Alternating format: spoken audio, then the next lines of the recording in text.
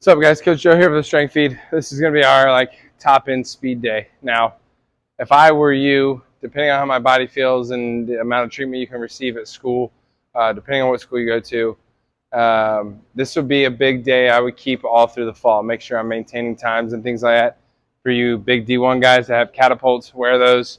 Make sure you're hitting top speed on these days. If you can't, and you go a week, maybe two, you can't hit top speed, or same thing at practice, I would shut this day down.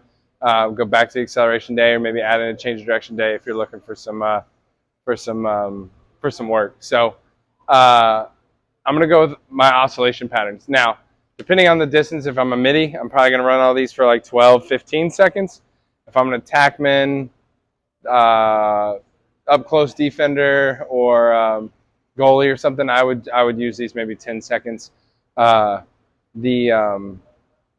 The D-middies, the guys that go both ways, the LSMs, go ahead and roll this 15 seconds. Make sure the neural patterning is smooth the whole time. So we've done these bits and pieces throughout the whole program when you were here this summer, but I just want to show you how I'm going to warm up the hip. After I've done my normal dynamic warm-ups, after I've had some jumping in, I'm good and warm. I feel like I'm firing fast. I'm almost ready to run. This is going to be my last step before that. I'll start with the hip. So right up here, working as fast as I can, all right, driving that hip up and down, all right, as fast as I can, oscillating back and forth. I'll do a glute med one, so I'm going to be away from this band at a 45, same thing, get some tension on that band, as fast as I can, back and forth. Hamstring one's really good too. I'll step on this side of the rack, all right, up into the band. This one would probably, I'd have to set up a little bit lower, but same idea.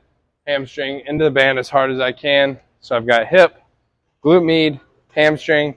Now I'm going to add the groin in, okay? Normally I would just have a staff or a pole out here or hold onto the rack in here. Same thing, oscillating with that groin, pulling that in as tight as I can. And then you could flip over, lay on your back. Oh. All right, work the glutes, flutter patterns. For me personally, I probably need a heavier band, but I'm going to be here. I'm going to flutter as fast as I can. If you have a bench, you could set this up a little bit higher, slide a bench up and do lower back flutters. Same way I just did it on my back, but now I'll be on the stomach on a bench. I'll be fluttering my heels up into the rack. Normally I don't hit low back stuff before I run sprints. Personally, it might tighten me up a little bit.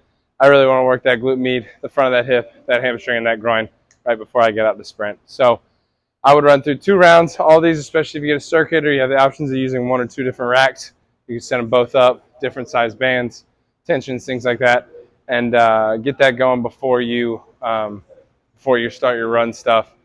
And then after that, it's a personal thing where we would work one-on-one on posture stuff, getting videos of you running and seeing how it looks. So check in with the Strength Coach Pro app to see what is paired with today's work.